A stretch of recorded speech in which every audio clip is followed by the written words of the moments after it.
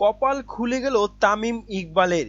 বিপিএলে ভালো পারফরম্যান্স করার কারণে এবং বিপিএলে সর্বোচ্চ রান সংগ্রাহক হওয়ার কারণে এবং বিপিএলে টুর্নামেন্ট অফ ম্যাচ হওয়ার কারণে হ্যান্ডেড ড্রাফটে নাম লিখিয়েছেন তামিম ইকবাল।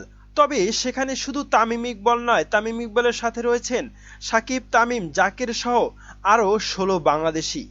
তবে দ্য হ্যান্ডেড পুরুষদের প্রতিযোগিতার এবারের আসরে ড্রাফটে নাম নিবন্ধন করেছেন সাকিব আল হাসান, তামিম ইকবাল, জাকের আলী অনিক সহ বাংলাদেশের জাতীয় দলের ১৬ ক্রিকেটার।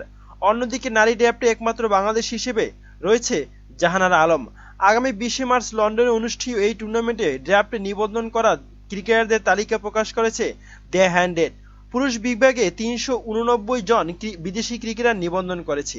এর মধ্যে ড্রাফটে সর্বোচ্চ ১,২৫,০০০ পাউন্ডে ৭ জন, দ্বিতীয় সর্বোচ্চ ১ লাখ শ্রেণীতে ৯ জন, তৃতীয় সর্বোচ্চ ৭৫,০০০ পাউন্ডে বাংলাদেশি সাকিব সহ ১৪ জন ক্রিকেটার নিবন্ধন করেছে। এদিকে ৬০,০০০ পাউন্ডে বাংলাদেশি টাকায় প্রায় ৮৩,৫১,০০০ ক্যাটাগরিতে লাল সবুজের দুজন রয়েছেন। তারা হলেন সাবেক ওয়ানডে অধিনায়ক তামিম ইকবাল ও ওপেনার লিটন কুমার দাস। অন্যদিকে ৫০,০০০ পাউন্ড শ্রেণীতে নাম লিখিয়েছেন দুই পেসার তাসকিন আহমেদ ও শরীফুল ইসলাম। এছাড়া নিজেদের সর্বনিম্ন কোনো দাম উল্লেখ করেনি বাকি ১০ জন বাংলাদেশি। এই তালিকায় আছেন নাসুম আহমেদ, জাকের আলী সহ তানজিম হাসান, তামিম, আফিফ হোসেন, শামীম হোসেন, তাওহিদ হৃদয়, শহীদুল ইসলাম, হাসান মাহমুদ, সৌম্য সরকার ও রনি তালুকদার। মেয়েদের ড্রাফটে থাকা জাহানারাও নিজের সর্বনিম্ন মূল্য নির্ধারণ করেনি।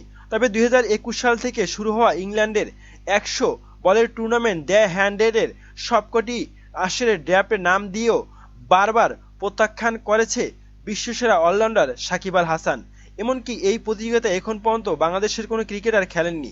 তবে আগামী ২৩শে জুলাই থেকে মাঠে গড়াবে এই টুর্নামেন্ট।